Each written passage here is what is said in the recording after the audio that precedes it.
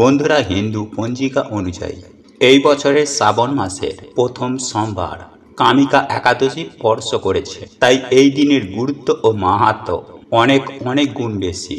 এই দিনে করা আমাদের সামান্য কিছু কার্য আমাদের ভাগ্যের দরজা খুলে দেয়। কারণ এই দিনে সামান্য কিছু কার্যের বিনিময়ে দেবাদিদেব মহাদেব যেমন খুব অল্পতেই সন্তুষ্ট হয়ে যান, ঠিক তেমনই ভগবান শ্রী হরি বিষ্ণু ও মা লক্ষ্মীও খুব অল্পতেই সন্তুষ্ট হয়ে যায়। আর এই একাদশী তিথি শুরু হচ্ছে আগামীকাল 20 জুলাই রবিবার দুপুর 12:14 থেকে এবং এই একাদশী চলবে পরের দিন অর্থাৎ 21শে জুলাই সোমবার সকাল 9:38 পর্যন্ত। তাই উদয় তিথি অনুযায়ী 21শে জুলাই শ্রাবণ মাসের প্রথম সোমবার পালিত হবে কামিকা একাদশী এবং এই একাদশীর পালন সময় হল 22 তারিখ মঙ্গলবার সকাল 5:37 থেকে সকাল 7:05 পর্যন্ত। বন্ধুরা, পরমেশ্বর ভগবান শ্রীকৃষ্ণ বলেন এই দিন শ্রাবণ মাসের সব থেকে শক্তিশালী ও পবিত্র একটি দিন। এই দিনে আমাদের করা সামান্য কিছু কাজ আমাদের জীবন থেকে দুঃখ, কষ্ট, দারিদ্রতা, এমনকি রোগ ব্যাধিরও নাশ হয়ে যায়। ঠিক তেমনি এই দিনে করা আমাদের কিছু ভুল আমাদের জীবনকে তথা আমাদের সংসার ধ্বংস হয়ে যেতেও বেশি সময় লাগে না। তাই আজ আমি আমার এই ভিডিওটির মাধ্যমে আপনাদেরকে স্টেপ বাই স্টেপ সুন্দরভাবে জানিয়ে দেব যে এই দিন সকালে ঘুম থেকে উঠে আপনারা কি মন্ত্র জপ করবেন এবং এই দিন সকালে এবং সন্ধ্যায় সদর দরজায় কি ঢালবেন, কি খাবেন, কি খাবেন না। এই প্রসঙ্গে বন্ধুরা, স্বয়ং পরমেশ্বর ভগবান শ্রীকৃষ্ণ বিষ্ণু পুরাণে আগেই সাবধান করেছিলেন যে খিদেতে মরে গেলেও ভুলেও মুখে তুলবেন না এই 5টি সবজি। আর আপনারা যদি ভুল করেও এই 5টি সবজি খাদ্য হিসাবে গ্রহণ করে থাকেন তাহলে পরিবারে অমঙ্গল হবে সুনিশ্চিত, বিশেষ করে স্বামী সন্তানের ক্ষতি হবে। হ্যাঁ বন্ধুরা, আপনারা একেবারে ঠিকই শুনছেন। কারণ বন্ধুরা, আপনারা প্রত্যেকেই জানি যে আমরা যদি শাস্ত্রের বিধি বিধান অনুযায়ী জীবনটাকে চালনা করতে পারি তাহলে আমরা প্রত্যেকেই ভগবানের আশীর্বাদে জীবন ধন্য হয়ে উঠবে। তাই এই দিন সকালে ঘুম থেকে উঠে এই কার্যটি কিন্তু আমাদের সবাইকেই করতে হবে। সেই সঙ্গে আপনারা যদি এই দিন মাত্র 5 টাকা দামের এই একটি জিনিস অবশ্যই কিনে রাখুন, তাহলে ভগবান শ্রীকৃষ্ণ বলেন সংসারে কখনো ধনের অভাব হবে না। সকালে ঘুম থেকে উঠে সামান্য কার্য বন্ধুরা বহু মানুষের বন্ধ ভাগ্য খুলে দেয়। তাই যদি বন্ধুরা আপনারা সারা মাস সারা বছর ভগবান বিষ্ণু ও মা লক্ষ্মীর কৃপা প্রাপ্ত করতে চান, বাড়িতে সুখ শান্তি এবং আর্থিক উন্নতি চান, তবে বন্ধুরা এই মহাযোগে আপনারা যদি এই ফুল কোথাও পান তাহলে একদম ছাড়বেন না। কারণ এই দিনে সামান্য এই জিনিস যারা পায় তারাই হয় ধনবান এবং ভাগ্যশালী। সারা বছর সেই বাড়িতে ভগবান বিষ্ণু ও মা লক্ষ্মীর কৃপা বিরাজ করে। তাই এই প্রসঙ্গে বিস্তারিত জানানোর আগে আপনাদেরকে বলে রাখি যে আপনি যদি আমাদের এই চ্যানেলে নতুন হয়ে থাকেন তাহলে চ্যানেলটি অবশ্যই সাবস্ক্রাইব করুন এবং পাশে থাকা নোটিফিকেশন বেল আইকনটি ক্লিক করুন।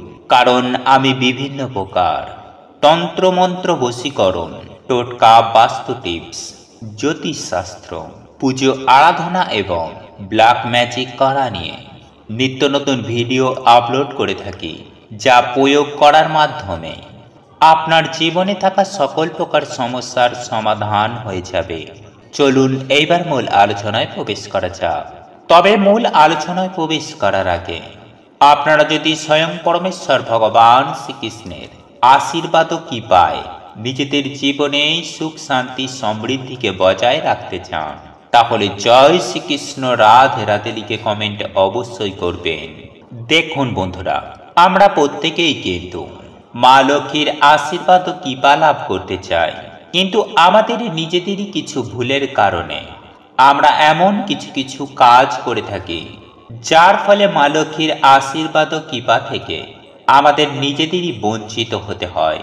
আর আপনারা যদি এই কাজগুলি জেনে বুঝে সঠিকভাবে পালন করতে পারেন তাহলে সেক্ষেত্রে একাধারে মা লক্ষ্মী যেমন আপনার প্রতি অত্যন্ত সন্তুষ্ট হন, ঠিক তেমনি অন্যদিকে মা লক্ষ্মী আপনার গৃহে চিরস্থায়ী বসতি স্থাপন করবে।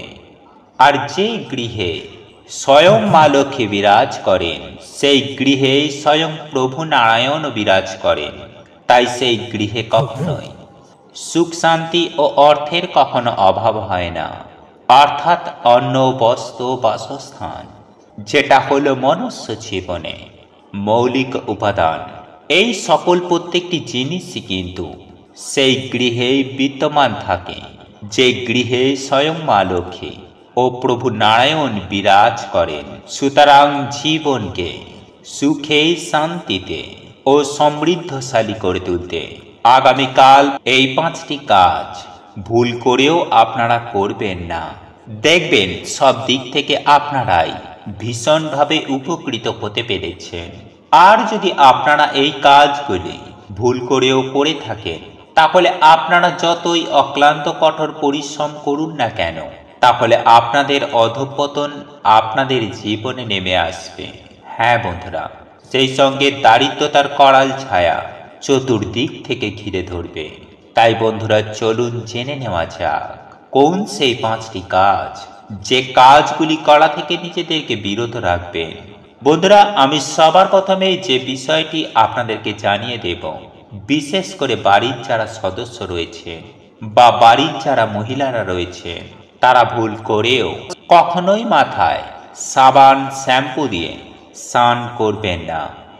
এই কাজটি আপনার পরিবারের জন্য খুব একটা শুভ নয়। বন্ধুরা, এই কাজটি করার ফলে পরিবারে যাবতীয় অকল্যাণ ডেকে আনে। আপনাদের জন্ম ছকে থাকা বৃহস্পতি গ্রহ অত্যন্ত ডাউন হয়ে পড়বে, যার ফলে সারা জীবন আপনাদেরকে দুঃখ, কষ্ট, দারিদ্রতা, জ্বালা যন্ত্রণা, রোগ ব্যাধি আজীবন লেগেই থাকবে। এবং এরই পাশাপাশি বৃহস্পতিতে আপনাদের ওপর অত্যন্ত রাগান্বিত হবেন। সুতরাং যতটা পারবেন চেষ্টা করবেন যে আগামীকাল একাদশীর দিন মাথায় সাবান শ্যাম্পু না দেওয়া। বন্ধুরা, এরপর দ্বিতীয় যে বিষয়টির কথা আপনাদেরকে জানিয়ে দেব, তা হলো একাদশীর দিন বাড়ির কোনো সদস্য যেন চুল, নখ, দাড়ি না কাটে, তথা আপনার গৃহে যদি কোনো সদস্য এমনটি করতে চায়, সেক্ষেত্রে আপনারা অতি অবশ্যই তাদেরকে বাধা দেবেন। যতটা পারবেন এই ধরনের কাজগুলি করা থেকে নিজেদেরকে বিরত রাখবেন। বন্ধুরা, শাস্ত্রে পরিষ্কারভাবে স্পষ্টত উল্লেখ করা রয়েছে। আর আপনারা যদি এই ভুল কাজ করে থাকেন, তাহলে বৃহস্পতি গ্রহের কুপ্রভাব আপনাদের জীবনে অতি অবশ্যই পড়বে, যার ফলে আপনাদের জীবনে দারিদ্রতা এবং চরম ভয়ঙ্কর আর্থিক সংকট দেখা দেবে এবং যে কোনো বিষয়ে আপনারা অসফলতার মুখোমুখি হবেন। জীবনে আপনারা কখনো সফলতা পাবেন না। আবার অন্যদিকে নিজের গৃহে কখনোই সুখ শান্তি সমৃদ্ধির অনুভূতি করতে পারবেন না।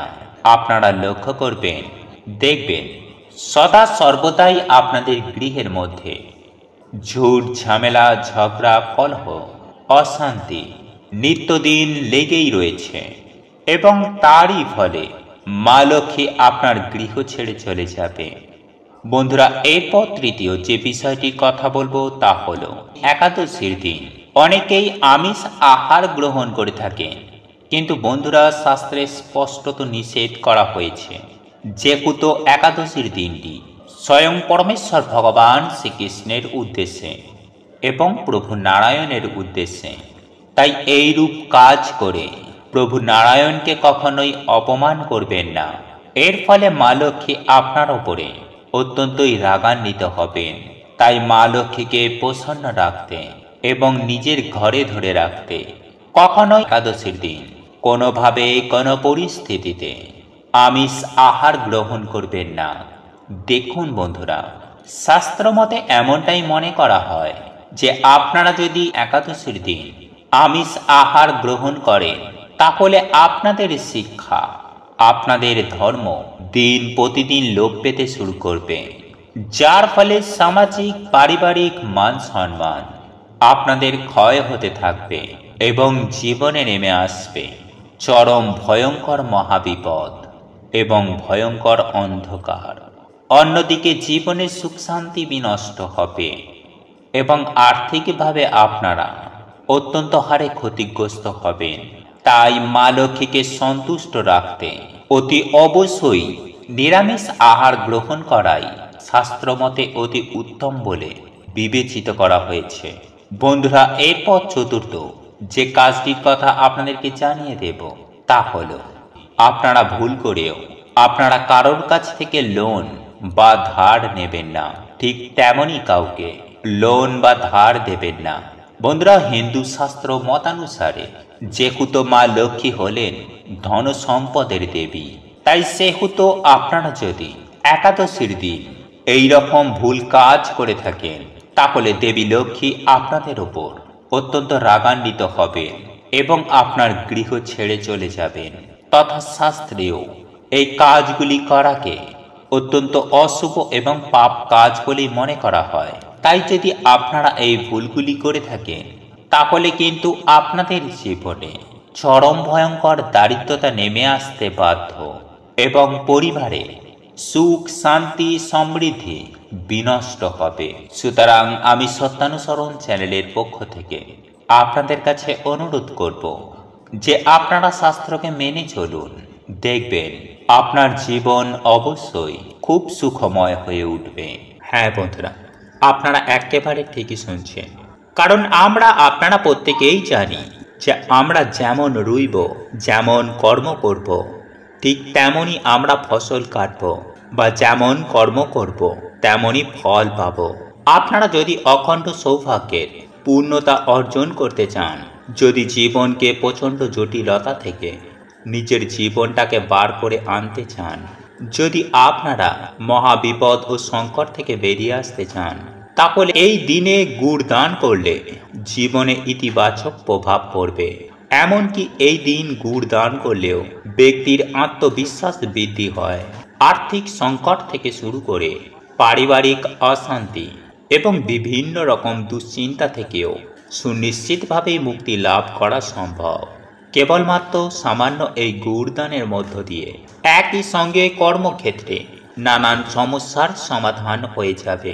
বন্ধুরা, এই দিনে আপনারা যদি কোথাও কদম ফুল দেখতে পান তাহলে তৎক্ষণাৎ একটি ফুল তুলে নেবেন এবং এই ফুল আপনি আপনার বাড়িতে নিয়ে এসে এক ঘটি জলের মধ্যে এই ফুলটি রেখে দেবেন এবং এই ঘটির জল আপনারা আগামীকাল একাদশীর দিন সকালে এবং সন্ধ্যায় বাড়ির সদর দরজায় ঢেলে দেবেন। এর ফলে আপনার বাড়ির বাস্তু দোষ যেমন দূর হবে, ঠিক তেমনই স্বয়ং মা লক্ষ্মী ও ভগবান বিষ্ণু আপনার বাড়িতে আসবেন এবং আপনার বাড়িতে মা লক্ষ্মী ও পরমেশ্বর ভগবান শ্রীকৃষ্ণ চিরস্থিত হয়ে থাকবে, যার ফলে আপনাদের জীবনে অর্থ সুখ সৌভাগ্যে ভরে উঠবে মা লক্ষ্মীর আশীর্বাদ ও কৃপায়। যাই হোক বন্ধুরা, এইবার আমি সবার প্রথমেই আপনাদেরকে সুন্দরভাবে জানিয়ে দেব যে কোন বিশেষ সেই 5টি সবজি, যে সবজিগুলি ভুল করেও আপনারা এই দিন মুখে তুলবেন না। আর সেই সবজিগুলির মধ্যেই সবার প্রথম হলো পটল। এর ফলে শরীরে যেমন একের পর এক বিভিন্ন রকমের রোগ ব্যাধি দেখা যায়, ঠিক তেমনই সেই ব্যক্তির জীবনে নেমে আসে চরম ভয়ঙ্কর অমঙ্গল। যাই হোক বন্ধুরা, এরপর দ্বিতীয় যে সবজিটির কথা বলবো তা হলো শাক। হ্যাঁ বন্ধুরা, আপনারা একেবারে ঠিকই শুনছেন, কোনো সবুজ শাক সবজি খাওয়া থেকে সম্পূর্ণরূপে নিজেকে বিরত রাখুন। বন্ধুরা, এই শাক জাতীয় কোনো জিনিস, বিশেষ করে কলমি শাক, নোটে শাক, লাল শাক, পুঁই শাক এবং লাউ শাক, বন্ধুরা এই সকল শাকগুলি আপনারা ভুলেও দিন খাবেন না। আর যদি আপনারা ভুলবশত এগুলিকে খাবার হিসাবে গ্রহণ করে থাকেন তাহলে আপনার জীবনে নেমে আসবে চরম ভয়ঙ্কর দুর্ভাগ্য। এরপর তৃতীয় যে খাবারটির কথা বলবো তা হলো তেতো জাতীয় কোনো জিনিস, যেমন উচ্ছে, করলা খিদেতে মরে গেলেও খাদ্য হিসাবে গ্রহণ করবেন না। ঠিক তারই সাথে সাথে সমস্ত তেতো জাতীয় জিনিস খাওয়া থেকে নিজেদের যদি বিরত রাখতে পারেন তাহলে আপনার ও আপনার পরিবারের মঙ্গল হবে। কিন্তু বন্ধুরা, এগুলির থেকেও বড় কথা হলো স্পেশালভাবে যেটি খাওয়া একদমই উচিত নয়, তা হলো কোনো সামুদ্রিক জিনিসপত্র। বন্ধুরা, শাস্ত্রমতে মনে করা হয় যে এই দিন নিরামিষ ভক্ষণ করা অবশ্যই উচিত, কিন্তু আমরা অনেক সময় বা ছুটির দিন ভালো ভালো খাবার খেয়ে থাকি বা মাছ মাংস ভক্ষণ করে থাকি। কিন্তু বন্ধুরা, সমুদ্র থেকে পাওয়া যে সকল খাবার রয়েছে সেই সকল খাবার আপনারা ভুল করেও এই দিন খাবেন না। বন্ধুরা, সমুদ্র থেকে যে সকল জিনিস আমরা পাচ্ছি, যে সমস্ত দ্রব্যগুলি আমরা পাচ্ছি, মাছ কাঁকড়া বা আরও অনেক কিছু, এই সকল খাবারগুলি আপনারা ভুলেও খাবেন না, নতুবা আপনার পরিবার ছারখার হয়ে যেতে বেশি সময় লাগবে না। হ্যাঁ বন্ধুরা, আপনারা যেমন সারা বছর রোগ জ্বালাতে ভুগবেন, ঠিক তেমনই আপনারা কোটিপতি থেকে ভিখারি হয়ে যাবেন। সংসারে চরম ভয়ঙ্কর দারিদ্রতা অমঙ্গল নেমে আসবে, সেই সঙ্গে আপনারই সংসার জ্বলে পুড়ে নষ্ট হয়ে যাবে এবং চরম ভয়ঙ্কর দারিদ্রতার সম্মুখীন আপনাদেরকেই হতে হবে। তাই আমার কর্তব্য আপনাদেরকে সাবধান করা। আমি সাবধান করলাম, এবার মানা না মানা আপনাদের ব্যক্তিগত ব্যাপার। যাই হোক বন্ধুরা, এইবার আমি আপনাদেরকে জানিয়ে রাখি যে আগামীকাল আপনারা যদি কোথাও পাকা তাল দেখতে পান, তাহলে পাকা তাল অবশ্যই আপনি আপনার বাড়িতে আনবেন এবং সন্ধ্যাবেলায় বাড়িতে সন্ধ্যা আরতির পর ভগবানের পুজো আরাধনা করবেন, প্রদীপ জ্বালিয়ে দেবেন, ধূপকাঠি জ্বালিয়ে দেবেন। আপনাদের সাধ্য সামর্থ্য অনুযায়ী ভগবানকে ভোগ নিবেদন করবেন। ভোগে মাখন, তালের বড়া, মিছরি এগুলি নিবেদন করবেন এবং এই ভোগে তুলসী পাতা তুলসী মঞ্জুরি অবশ্যই দেবেন এবং কর্পূর জ্বালিয়ে ভগবানের আরতি করবেন। তারপর আপনারা আপনাদের সাধ্য ও সামর্থ্য অনুযায়ী ভগবানের মন্ত্র জপ করবেন। ভগবানের যে কোনো একটি মন্ত্র জপ করবেন। তবে মন্ত্র জপ করার সময় আপনারা হাতের মধ্যে একটি 1 টাকার কয়েন রাখবেন এবং এই কয়েনটি হাতে রেখে ওম নমো ভগবতে বাসুদেবায় নমঃ এই মন্ত্রটি জপ করে তারপর এই ভোগ নিবেদন করবেন। আপনাদের পুজো আরাধনা হয়ে যাবার পর ভোগ নৈবেদ্য ওখানেই রেখে দেবেন। তারপর রাতে ঘুমানোর আগে এই ভোগ আপনারা ভগবানের চরণ থেকে তুলে নেবেন এবং তুলসী পাতা সহযোগে আপনি এবং আপনার পরিবার সহ ভগবানকে স্মরণ করে এই তালের বড়া, মিছরি, মাখন, তুলসী পাতা এগুলি ভোগ হিসাবে গ্রহণ করবেন। দেখবেন ভগবানের আশীর্বাদে আপনারা সারা বছর সুস্থ ও নিরোগ থাকবেন। ঠিক তেমনই আপনারা অখণ্ড সৌভাগ্যের অধিকারী হবেন। সুপ্রিয় দর্শক বন্ধুরা, এরপর যে বিষয়টি আপনাদের জানিয়ে দেব, এই শ্রাবণের ধারায় যেমন ধরণী শুদ্ধ হয়, তেমনি অন্যদিকে এই ঋতুতে শাক জাতীয় খাবারে পোকা লাগার সম্ভাবনা থাকে। তাই এই পবিত্রতম শ্রাবণ মাসে শাক গ্রহণ করা একদমই উচিত নয়। শিব পুরাণ অনুযায়ী এমনটাই নিষেধ করা রয়েছে। বন্ধুরা, এরপর আমি যে বিষয়টি আপনাদের কাছে তুলে ধরব তা হলো এই পবিত্রতম শ্রাবণ মাসে ব্রতধারীদের মদ্যপান করা একেবারেই নিষেধ।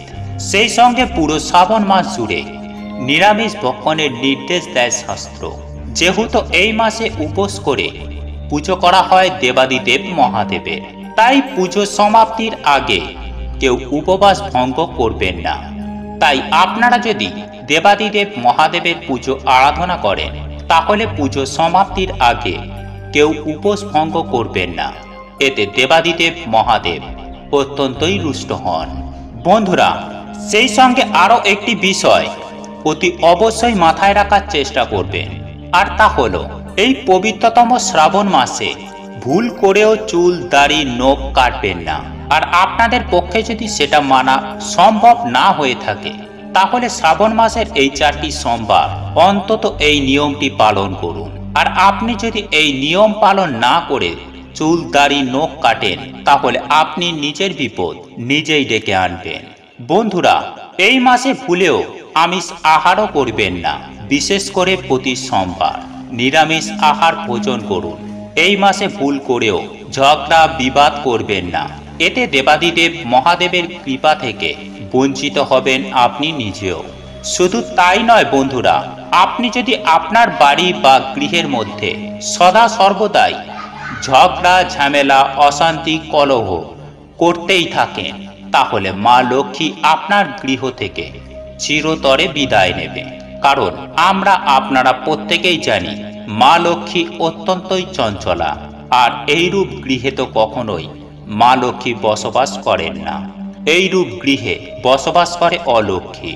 বন্ধুরা, এরপর আমি আপনাদের যে বিষয়টির কথা জানাবো সেটি হলো, এই শ্রাবণ মাস চলাকালীন শিবলিঙ্গে পুজো আরাধনা করার সময় আপনারা কিন্তু ভুলেও তুলসী পাতা দেবাদিদেব মহাদেবকে অর্থাৎ শিবলিঙ্গে অর্পণ করবেন না।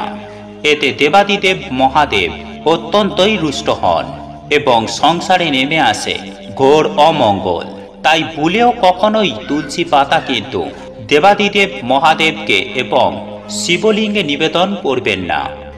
এরপর আমি আপনাদের উদ্দেশ্যে যে বিষয়টির কথা জানাবো সেটি হলো, শ্রাবণ মাস যেহেতু মিলনের মাস, তাই পশু পাখিরা এই সময় মিলনে লিপ্ত হয়।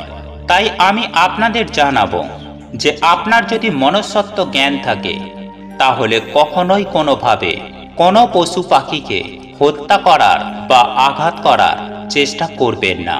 আর আপনি যদি এই কাজগুলি করে থাকেন তাহলে আপনি এটুকু সুনিশ্চিত হয়ে যাবেন যে আপনার কপালে দুঃখ আছেই আছে, এবং তার চেয়েও খারাপ ফল তা কিন্তু আপনাকে ভোগ করতেই হবে।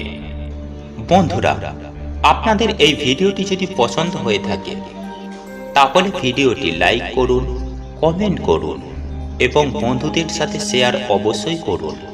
মনে রাখবেন, আপনার একটি শেয়ার অনেক মানুষকে উপকৃত করতে পারে। এবং আপনি যদি নতুন হয়ে থাকেন তাহলে চ্যানেলটি অবশ্যই সাবস্ক্রাইব করবেন এবং পাশে থাকা নোটিফিকেশন বেল আইকনটি ক্লিক করবেন এইরূপ নিত্য নতুন ভিডিও সবার আগে দেখার জন্য। ঈশ্বর আপনার মঙ্গল করুন। আপনি সুস্থ থাকুন, ভালো থাকুন।